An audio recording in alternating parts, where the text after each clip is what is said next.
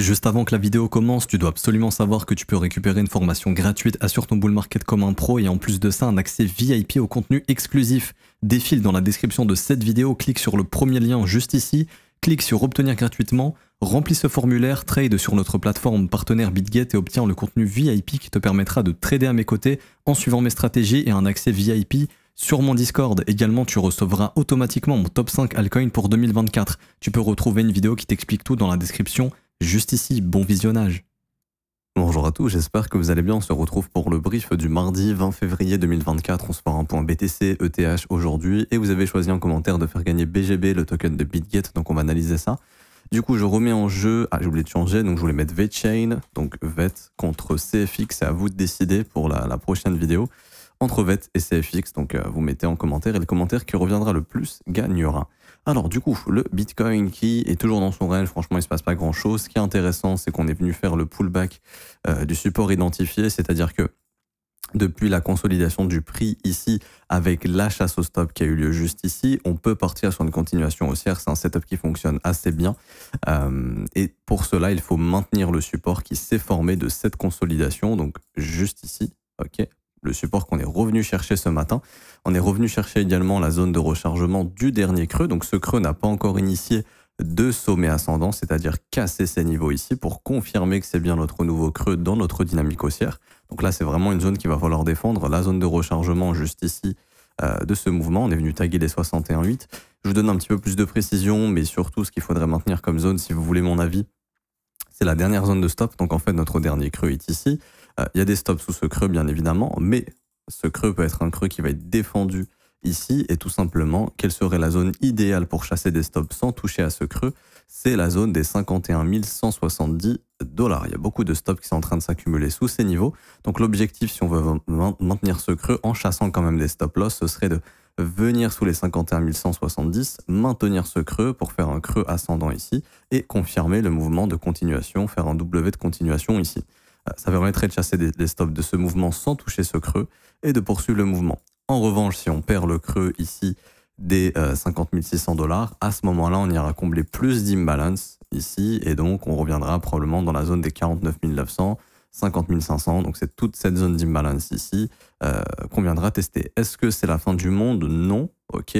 Puisque ce creux ne vient pas casser de sommet, il peut donc se faire casser. Ce qui est hyper important, c'est de tenir le précédent creux qui est ici, on en a déjà parlé, aux 48 300 $. Donc le prix pourrait très bien faire ça et continuer son mouvement.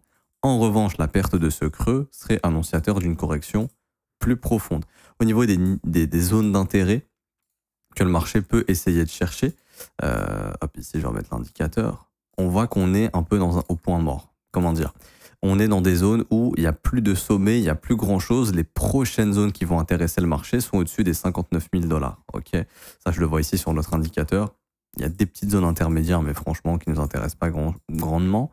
Voilà, les précédents sommets sont au-dessus des 60 000, 59 000, etc., etc. On a des plus hauts weekly ici qui attendent. Donc, c'est pour ça que le marché est en train de consolider ici, puisque la prochaine zone d'intérêt, elle est aux 60 000. Donc, il y a du temps avant d'y aller.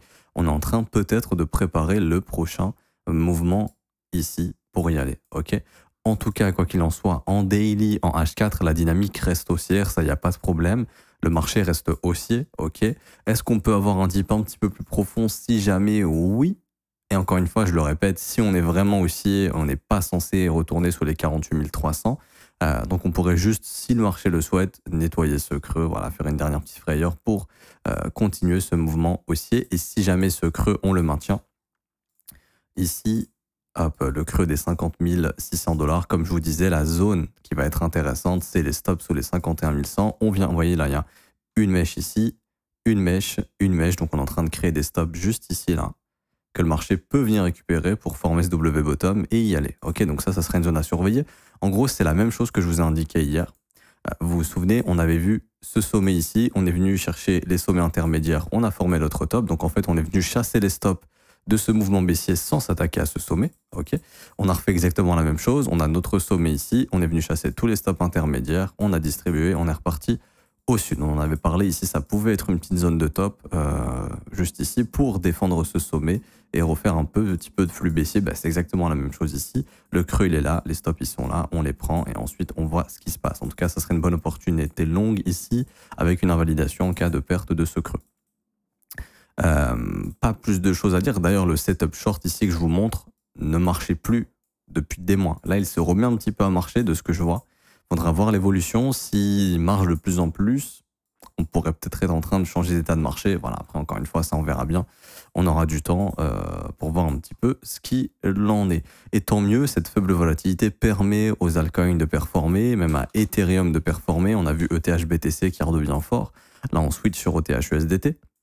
Après la chasse au stop, vous vous souvenez, on avait vu qu'il fallait pas réintégrer les sommets. Hop, on a pullback, très bien. On continue. On est en train d'avoir une nouvelle petite faiblesse au niveau du momentum juste ici. Ok. C'est-à-dire que là, ETH, donc ETH, il est aussi, ETH, il est aussi en daily. Il s'est attaqué à la prochaine zone de stop qui était au-dessus des 2960 $. La prochaine, elle est au-dessus des 3050 et la prochaine encore, elle est au-dessus des 3174. Qu'on regarde en H4, en daily, en 1 heure, en tout ce qu'on veut, ETH, il est bullish. Ok. Il y a juste ici en horaire une petite faiblesse au niveau du momentum, comme c'était le cas ici. Donc ça peut être annonciateur de chasse au stop ou de comblement d'imbalance. Je partirai plus sur comblement d'imbalance. Et donc tout simplement, on a des probabilités de venir, je pense, chasser les stops qui sont en train de s'accumuler juste ici, là sous ces creux, sous les 2858 $, mais pas pour l'instant. Ok. Pourquoi pas pour l'instant? Parce que bon, actuellement, voyons, on casse les sommets. On n'a pas encore intégré, mais là, on a réintégré. Ça veut dire quoi? Ça veut dire que là, on a la faiblesse au niveau du momentum et le signal qui nous indiquera que ETH est prêt à faire un petit mouvement correctif qui sera théoriquement au-dessus de ce niveau, c'est-à-dire qu'on ne reviendra pas sous les 2719 $ pour l'instant. Ça ne veut pas dire qu'on n'y reviendra pas dans 1, 2, 3, 4 mois, mais en tout cas, à l'instant T, au niveau du court terme, c'est le nouveau creux à défendre. Et donc, si on est haussier, on n'est pas censé aller là-dessous. Et on va partir du principe qu'on est haussier parce qu'on est haussier et du coup, on ne va pas y aller.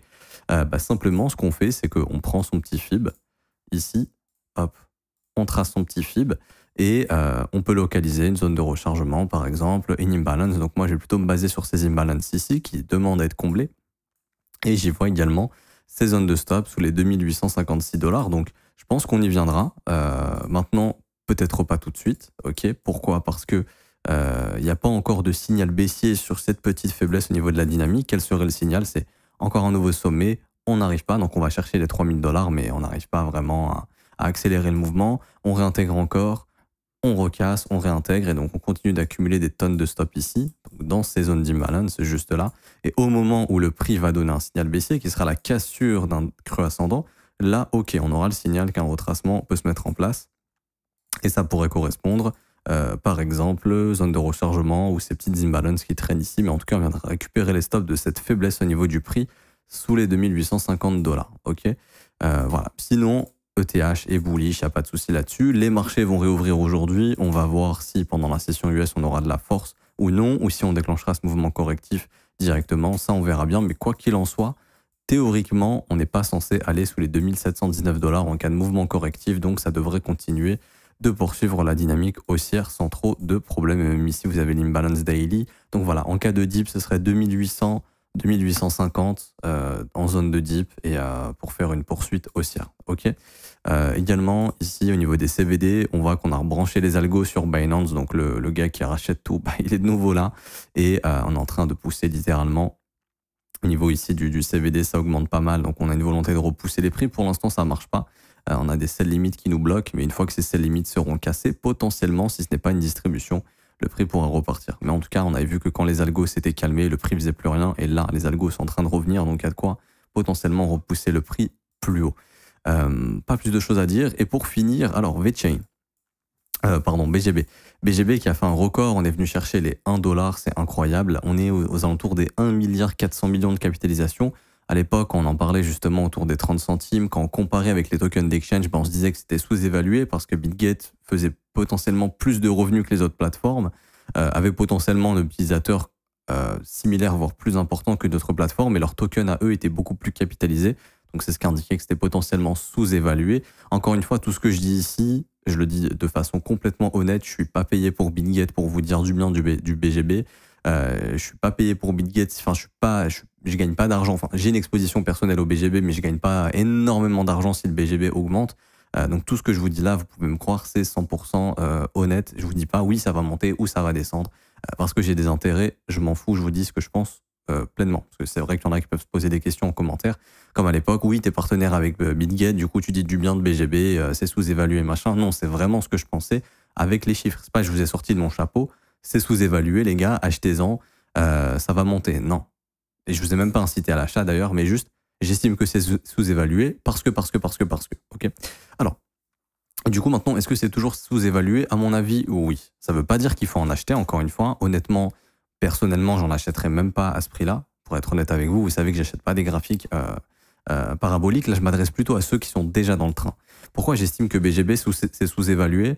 Parce que si vous prenez, par exemple, le token d'OKEX, le OKB, on est sur des capitalisations plus importantes, 3 milliards, 3 fois plus. Pourtant, OKEX, ça génère pas 3 fois plus d'argent que BitGet, ça n'a pas 3 fois plus d'utilisateurs, je pense. Donc ça m'invite à penser que BGB est encore un peu sous-évalué.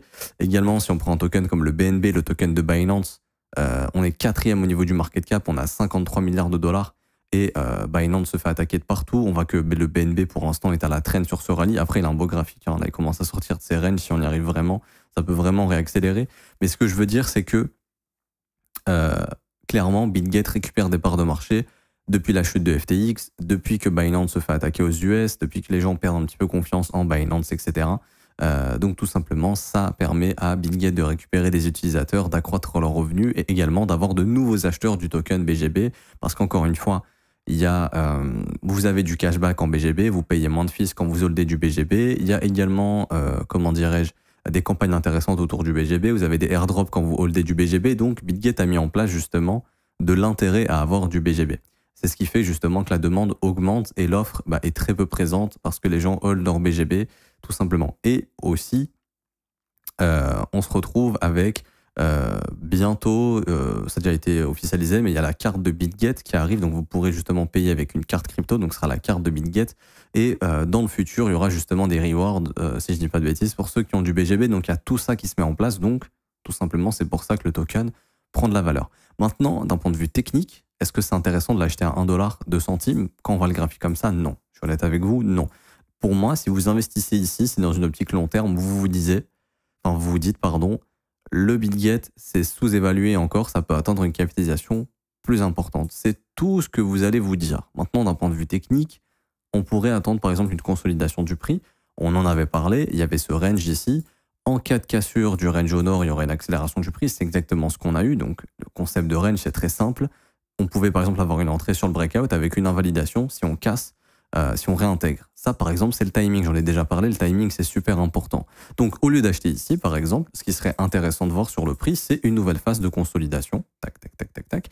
Et le jour où le BGB fait, par exemple, sur cette phase de consolidation, soit une chasse au stop réintégration ou un breakout, ça peut être intéressant de rentrer sur le breakout, avoir une invalidation en cas de réintégration et d'être dans le futur rallye. Ok, ça c'est beaucoup plus professionnel que d'acheter ici, parce que là ce qui peut se passer, c'est un gros dip comme ça et ça changera rien à la tendance, mais ça peut très bien dip fort et continuer comme ça, et quelqu'un qui investit ici peut paniquer, se retrouver à vendre ici.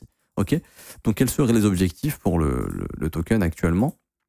Franchement, on a déjà atteint pas mal d'objectifs.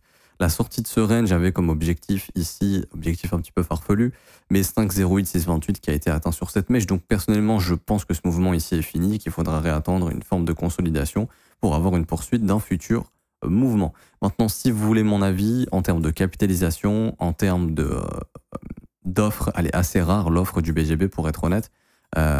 Suffit de regarder les order book un petit peu, on voit qu'il n'y a pas énormément de vendeurs, donc les gens hold de leur BGB parce que justement ils ont des rewards à le faire, donc ils n'ont aucun intérêt à le vendre. Donc plus il y a de gens qui découvrent BitGet, qui vont s'inscrire et qui ont du BGB, plus techniquement il y a de demande et l'offre elle n'est pas hyper importante. D'une part parce qu'actuellement on est en bull run, donc les gens sont pas très chauds pour vendre leurs tokens, sont plutôt chauds de les garder. Et en plus de ça, parce que les gens ont du reward, sont récompensés à holder le token, donc ils ont de moins en moins de raisons de les vendre. Donc c'est ce qui fait qu'il y a un déséquilibre entre l'offre et la demande, et si la demande est beaucoup plus importante que l'offre, les prix montent tout simplement. Donc de ce point de vue-là, personnellement j'estime que le bull run n'a pas encore eu lieu, le gros bull run si on en a un. J'estime également qu'on n'a pas encore eu la nouvelle arrivée de tous les utilisateurs. Là je suis en train de vous préparer un petit screen sur mon autre écran des abonnés journaliers à la chaîne YouTube. C'est un excellent indicateur pour savoir s'il y a de nouveaux utilisateurs ou pas en crypto. Et on voit qu'on est en train de remonter légèrement après tout ce bear market. Donc on n'a pas encore connu les gros pics comme ici en 2021 qu'on a justement pendant une bulle. Donc ça indique également, à mon avis, que la plateforme n'a pas encore atteint son pic de nouveaux utilisateurs, de nouvelles personnes qui investissent dans le token et donc d'un top en fait du token tout simplement. On est encore au début de ce bull run ici au niveau de l'intérêt des gens. Donc ça, c'est un bon indicateur également. Donc toutes ces raisons me font penser que le prix peut continuer à monter. Mais encore une fois, pour moi, l'achetez pas ici, ok. Pour être honnête avec vous, j'ai pris des profits autour des 1 $. Je continue de prendre un petit peu de profit sur la montée. Mais ce que je veux dire, c'est que tout simplement ici, attendez à mon avis de la consolidation et le prochain breakout, ça peut être intéressant. Comme on a fait ici, consolidation, breakout, on y va. Cette grosse consolidation, breakout, on y va. C'est ce qu'il faut attendre sur le prix dans une tendance haussière. Ça sert à rien de rentrer ici, il vaut mieux attendre la conso et le breakout. Comme ça, vous avez une invalidation claire. Si on réintègre, vous vous cassez parce que ça peut être une pattern de distribution. Et si on réintègre pas, c'est un gros signal de continuation. Et puis pour ceux qui sont déjà dedans, à mon avis, continuez de prendre des profits sur la montée, mais je pense vraiment pas que le top sera 1 $ pour ce bull run. C'est vraiment, comme je vous ai montré, on recommence une bulle, qu'on a de nouveaux utilisateurs, je pense qu'on ira chercher 2, 3, 4, 5, peut-être même 10 $, des market cap beaucoup plus importants. Quand on voit BNB qui a réussi à atteindre 80 milliards, je crois 80 milliards de market cap, peut-être même plus, entre 80 et 100 milliards. Je dis pas que BGB atteindra la même chose, mais tout simplement, voilà, peut-être 10, 15 milliards. En tout cas, moi, perso, ça m'étonnerait pas. Donc, je serais pas étonné d'ici 1-2 ans que le token soit valué, allez, je dirais, entre peut-être 5 et 10 $. Pour toutes ces raisons-là, le fait que les utilisateurs augmentent, de nouvelles personnes achètent, on est de plus en plus on a de plus en plus de reward pour hold de token, et que tout simplement, la plateforme se démocratise et attire de plus en plus d'utilisateurs. Donc, tout naturellement, le prix du token peut être amené à augmenter. Du coup, je m'arrête ici pour aujourd'hui. J'espère que ça vous aura plu. Si c'est le cas, n'hésitez pas à laisser un pouce bleu, vous abonner si ce n'est pas déjà fait. Également, vous avez une formation gratuite qui vous attend en commentaire épinglé de cette vidéo. Vous cliquez sur le premier lien que je vous montre en commentaire épinglé. Vous vous inscrivez justement sur BitGet, notre plateforme partenaire. Vous récupérez votre identifiant BitGet sur la plateforme, c'est dans votre tableau de bord. Tout est inscrit sur le site que je vous ai indiqué. Là, quand vous allez cliquer sur ce lien, vous allez atterrir ici. Vous remplissez le formulaire, vous mettez votre identifiant BitGet, votre mail. Si vous avez déjà un compte avec nous, en étant passé via notre lien partenaire, pas besoin d'en refaire un. Si vous n'avez pas de compte, vous en faites un via le lien partenaire, sinon ça ne marchera pas. Vous mettez votre identifiant, votre mail et vous recevez la formation gratuite. En plus de ça, si vous tradez un petit peu sur la plateforme pendant 3-4 jours, vous aurez accès au VIP, des vidéos exclusives, une formation sur des modèles de setup qu'on vous présente et que vous pouvez utiliser et un accès à la communauté et à nos trades également qu'on vous partage. En plus de ça, si vous voulez rejoindre l'école, ça c'est le 4e lien en commentaire épinglé. Donc c'est juste ici, école-fzco.com. Dès que vous cliquez sur ce lien, vous allez atterrir sur notre site. Vous pouvez rejoindre l'école, ça commence à partir de 49 € par mois. Vous vous formez à mes côtés quotidiennement du lundi au vendredi. Dès que vous rejoignez l'école, on vous offre une formation de 19 h avec cours vidéo, écrit, examen, exercice, quiz pour valider vos compétences. Et en plus de ça, tous les jours, vous avez accès au brief du lundi au vendredi, tous les matins à 7 h du matin. C'est dispo en rediffusion, je réponds à vos questions, on voit des opportunités ensemble, on analyse des crypto-monnaies ensemble, on trouve de bons trades à faire ensemble, que ce soit du swing, du day trading, etc. etc. Les abonnements sont sans engagement, vous pouvez annuler le renouvellement quand vous le souhaitez. Et vous avez aussi des offres 3 mois, 6 mois et 12 mois qui ont des réductions. Tout est dispo en commentaire épinglé ou en description de la vidéo. Pour nous rejoindre, vous êtes les bienvenus. Je m'arrête ici, on se retrouve demain. Ciao, ciao.